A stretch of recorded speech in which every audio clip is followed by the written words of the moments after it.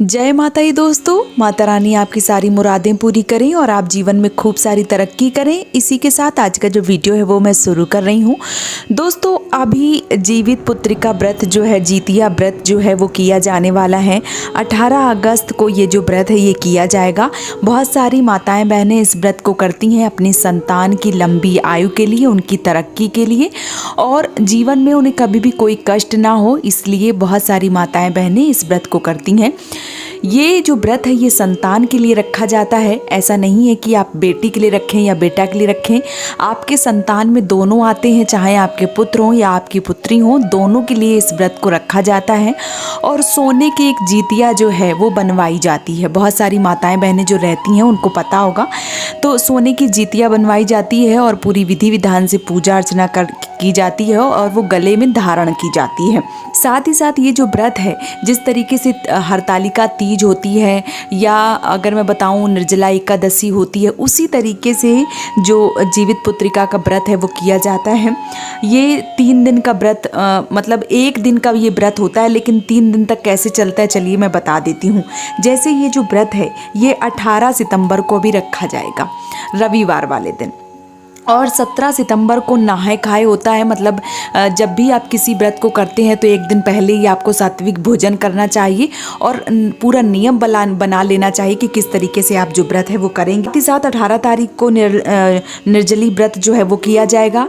भूखे प्यासे माताएं इस व्रत को पूरा करेंगी और 19 तारीख को इसका पारण जो है वो किया जाएगा।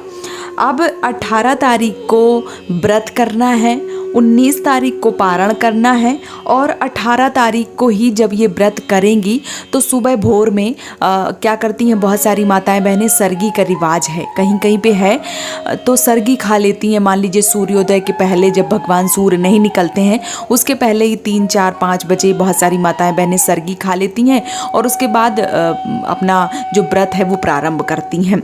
तो अगर आपके यहाँ चलन है तो खाइए। वैसे मैं अगर बता दूँ, मेरे यहाँ ये रिवाज है कि रात के 12 बजे से दूसरा दिन जो है वो प्रारंभ हो जाता है। तो हमारे यहाँ सरगी का नियम नहीं है। और जो भी माताएं बहनें अगर आपके यहाँ नियम है तो ही खाइए। देखिए कोई भी व्रत अगर आप कर रहे हैं, आपसे नहीं हो रहा है तो आप उसी हिसाब से देख लीजिए, नहीं तो फिर सरगी खा के अगर कोई व्रत करती हैं तो मुझे लगता है कि सुबह भोर में आप खा लिए, उसके बाद पूरा दिन जो व्रत है वो कर रही हैं, तो फिर ये मेरे हिसाब से ठीक नहीं है। बाकी अगर आपके यहाँ होता है तो आप सरगी का नियम जो है वो कर सकते हैं और व्रत जो है वो कर सकते हैं। 24 घंटा का ये व्रत होता है। मान लीजिए कि आपने सुबह 5 बजे सरगी खा ली तो अगले दिन 5-6 बजे आपकी पूजा हो जाती है, पारण हो जाता है, उसके बाद आप खा सकती हैं। तो नियम से करिए आप।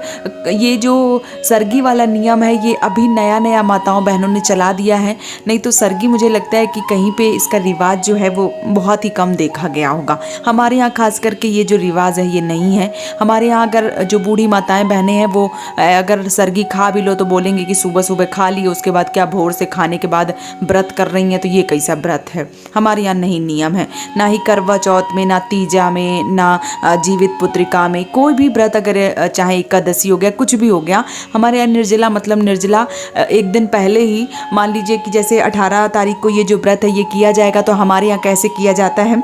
आपके यहाँ देखिए बुरा मत मानिए, आपके यहाँ जैसा होता है सरगी का होता है तो भाई खा लीजिए, आपके यहाँ जैसा होता है। हमारे यहाँ क्या होता है वो मैं बता दे रही हूँ। जैसे 18 तारीख को 18 सितंबर को जीवित पुत्रिका का व्रत, जितिया का जो व्रत है वो किया जाएगा निर्जला एकदम से। तो 17 सितंबर को क्या कि 17 सितंबर को 12 बजे, रात 12 बजे के पहले जो भी खाना पीना है अपना खा पी लो, लेकिन वो भी सात्विक भोजन, लहसुन प्याज वगैरह कुछ नहीं, मांस वंदिरा का सेवन कुछ नहीं, सात्विक भोजन आपको करना है रात 12 बजे से पहले। 12 बज जाने हैं मतलब उसके बाद आपको कुछ नहीं खाना है, क्योंकि हमारे यहाँ ऐसा नियम है कि रात के 12 बजे के बाद दूसरा दिन जो है वो प्रारंभ हो जाता है। तो उस समय आपको व्रत 12 बजे से आपका शुरू हो गया है, फिर आपको कुछ नहीं खाना है। सुबह आपको नहा के संकल्प लेना है, उसके बाद व्रत जो है वो पूरे नियम से करना है।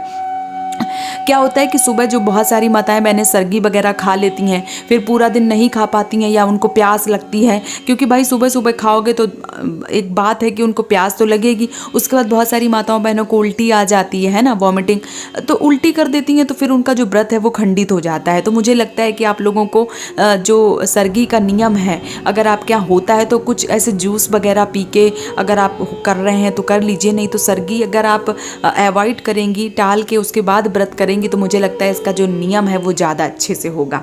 अब बाकी आपके यहाँ जैसा होता है आप कर सकते हैं। तो ये 18 सितंबर को निर्जली एकदम से व्रत किया जाएगा और आपके बच्चों की लंबी आयु के लिए, उनकी तरक्की के लिए, जीवन में कभी भी उनको कष्ट ना हो, इसलिए माताएं जो है वो व्रत करती हैं।